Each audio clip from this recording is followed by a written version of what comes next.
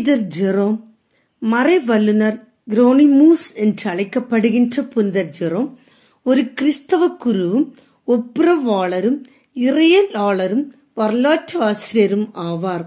இவர் திருச்சபையின் மறை வல்லுநர்களில் ஒருவர் ஆவார்.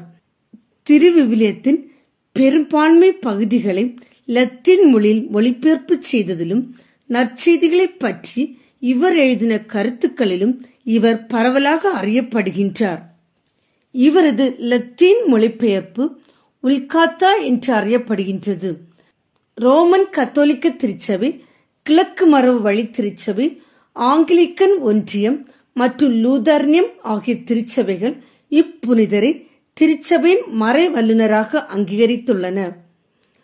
ரோம பேரரசின் பிராந்திய நாடுகளான டல்மேஷியா மற்றும் பன்னோனியா ஆகியவற்றின் எல்லை பகுதியான எமோனா என்னும் இடத்தின் அருகிலுள்ள ஸ்ட்ரீடோன் எனும் கிராமத்தில் 4ஆம் நூற்றாண்டின் மத்தியில் பிறந்தார்.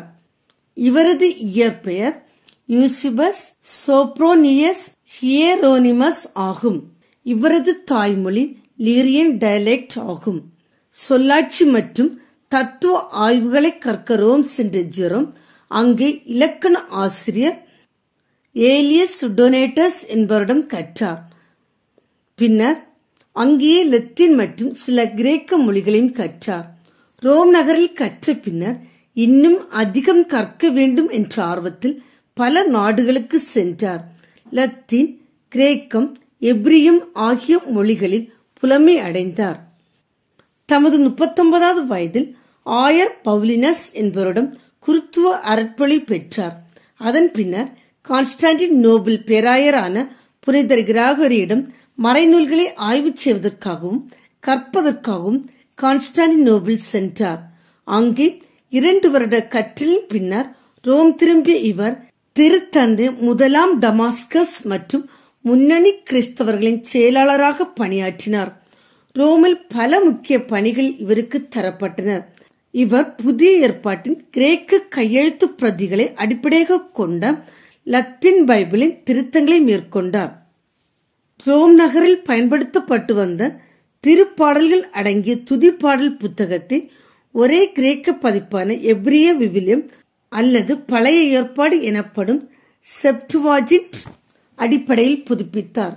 லத்தீன் உல்கேட் பைபிளை பற்றி நிறைய விஷயங்களை மொழிபெயர்க்க பல வருடங்கள் எடுத்துக்கொண்டதை அவர் உணரவில்லை என்றாலும் இது இவருடைய மிக முக்கியமான வாழ்நாள் சாதனையாக அமைந்தது. பெத்லேமுக்கு அருகில் 420ஆம் ஆண்டு செப்டம்பர் மாதம் 30ஆம் தேதி மரித்த ஜெரோம் முதலில் பெத்லேம் நகரில் அடக்கம் செய்யப்பட்டாலும் பின்னர் இவரது திருப்பண்டங்கள் ரோம் நகருக்கு எடுத்து வரப்பட்டு தூய மரியாள் பேராலய திருத்தலத்தில் அடக்கம் செய்யப்பட்டது. இவரது திருவிழா செப்டம்பர் 30ஆம் நாள் கொண்டாடப்படுகின்றது. ஜெபம். அன்பே உருவான எம் இறைவாம், நாங்களும் இப்புனிதரை போன்று கிறிஸ்தவத்தை ஆழ்ந்து ஆராய்ந்து அதனை எங்கள் வாழ்வில் ஏற்று வாழ வரவேண்டி உம்மை மன்றாடுகிறோம். ஆமேன். புனித ஜெரோம் எங்களுக்காக வேண்டிக் கொள்ளும்.